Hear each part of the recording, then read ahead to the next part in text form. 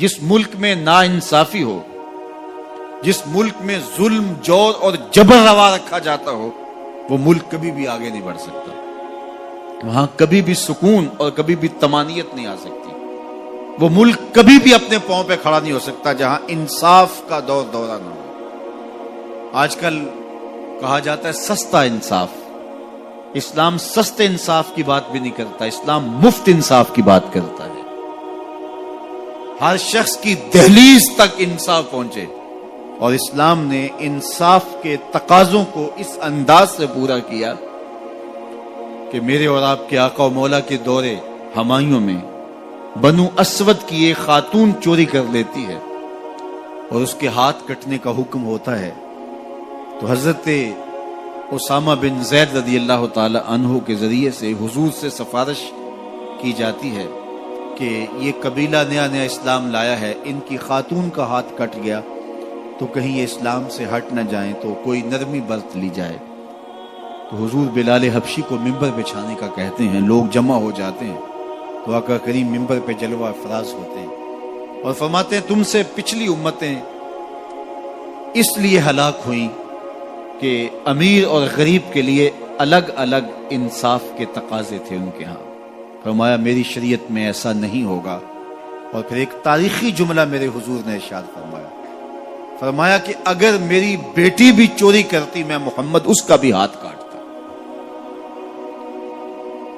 جب کسی بھی ملک کے اندر، کسی بھی ریاست کے اندر دو طرح کی عدالتیں ہوں، غریبوں کے لیے الگ نظم ہو، امراء کے لیے الگ قانون ہو، تو پھر کبھی بھی اللہ کی رحمتیں ان قوموں پہ نازل نہیں ہوتی. آج تو جیل کے اندر بھی الگ الگ خانے موجود ہیں، تھانوں کے اندر بھی غریب مار دیا جاتا ہے، اس کی کھال ادھیڑ دی جاتی ہے، وہ اونچا سانس نہیں لے سکتا، اور با اثر لوگ تھانوں میں بھی دامادوں کی طرح رہتے ہیں اور وہاں بھی انہیں مہمانوں کی طرح رکھا جاتا ہے. اور عدالتوں میں جو ہوتا ہے وہ کسی زمانے میں کہتے تھے کہ وکیل کر لو، اب کہتے ہیں جج کر لو. انصاف کا جس طرح دن دہاڑے خون ہوتا ہے، اور عدالتوں اور کچہریوں کے اندر جو عدل و انصاف کا قتل عام ہوتا ہے وہ کس سے مخفی ہے؟ اپنی آنکھوں پہ پٹی باندھ کر کے اور خاموشی اختیار کرنے سے کوئی فرق نہیں پڑتا. آج ہمارا عدالتی نظم انصاف نہیں دے رہا. اگر ہم چاہتے ہیں کہ یہ ملک آگے بڑھے اور مستحکم ہو تو نظام عدل کو درست کرنا پڑے گا.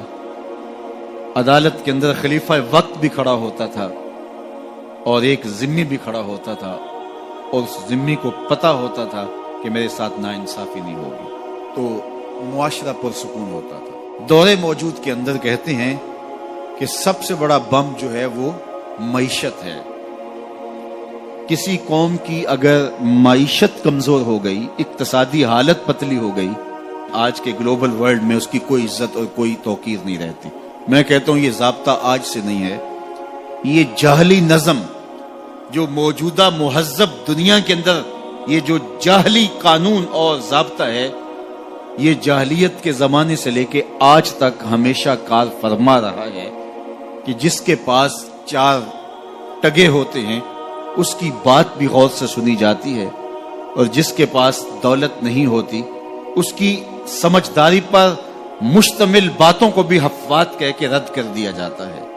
اور اگر آپ کے گھر میں دانے ہیں تو آپ کے کملے بھی سیانے ہیں، اور اگر آپ کے پاس کچھ نہیں ہے اور آپ فصاحت و بلاغت کے امام ہیں تو آپ کی بات کی کوئی اہمیت نہیں ہے. عربی کا ایک شعر ہے کہ فصاحت و صحبان و خط و ابن مکلا و حکمت و لقمان و زہد و ابن ادہمی اذا اجتمعت فی المرء والمرء مفلس فلیس لہ قدر بمقدار درہمی. صحبان جیسی فصاحت ہو، ابن مکلا جیسا خط ہو، ابراہیم ادہم جیسا زہد ہو، اور لقمان جیسی حکمت ہو، اور یہ ساری چیزیں ایک وجود میں جمع کر دی جائیں یہ ساری خوبیاں ایک شخص میں جمع ہوں، والمرء مفلس، لیکن وہ شخص ہو غریب، فلیس لہ قدر بمقدار درہم، تو اس کا ایک کوڑی مول نہیں ہے۔ یہ دنیا کا ضابطہ ہے، یہ دنیا کا جھوٹا نظم ہے، اور شروع سے آج تک یہ قانون دنیا کا اندھا قانون کار فرما ہے۔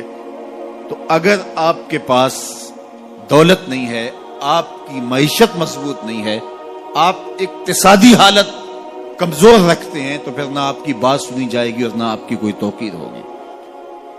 اقوام عالم کے اندر اپنے آپ کو کھڑا کرنے کے لیے اپنی اقتصادی حالت آپ کو بہتر کرنی ہوگی، اور اقتصادی حالت بہتر کیسے ہوگی؟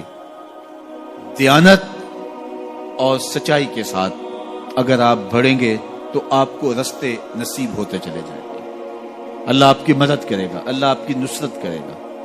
دیانت کے ساتھ اور سچائی کے ساتھ جو قومیں آگے بڑھی ہیں، وہ قومیں کافر بھی ہوں تو انہیں راستے ملے ہیں، اور دیانت اور سچائی کو جن قوموں نے چھوڑا ہے، چاہے وہ تہجد گزار بھی ہوں، انہوں نے راستے مسدود پائے ہیں، راستے بند پائے ہیں۔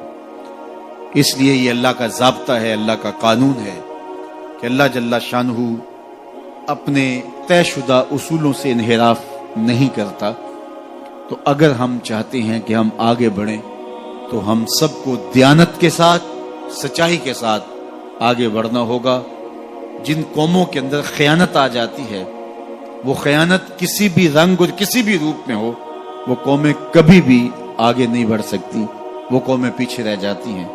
اور جو قومیں سچ کی بجائے جھوٹ کو فن سمجھ لیتی ہیں اور وتیرہ بنا لیتی ہیں، وہ قومیں بھی برباد ہو جاتی ہیں اور اپنی عزت کھو دیتی ہیں۔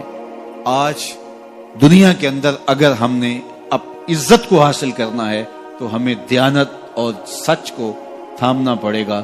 میں یہاں بیٹھ کے یہ بات کر رہا ہوں، میری بات آپ تک اور سوشل میڈیا کے ذریعے کچھ لوگوں تک تو پہنچ سکتی ہے، لیکن میں اس کے باوجود یہ بات اس لیے کر رہا ہوں، کم از کم جو میرے حصے کا کام ہے اس سے تو میں عہدہ برا ہو سکوں، اور آپ بھی اپنے حصے کے کام سے کبھی بھی غافل نہ ہوں۔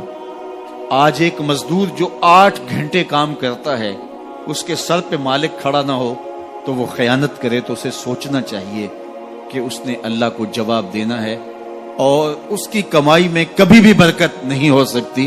تو جو جہاں کھڑا ہے، چاہے وہ مزدور ہے، چاہے وہ سرمایہ دار ہے، تو اس کو خیانت اور جھوٹ کے ساتھ آگے نہیں بڑھنا ہوگا، بلکہ اس کو دیانت اور سچائی کے ساتھ آگے بڑھنا ہوگا۔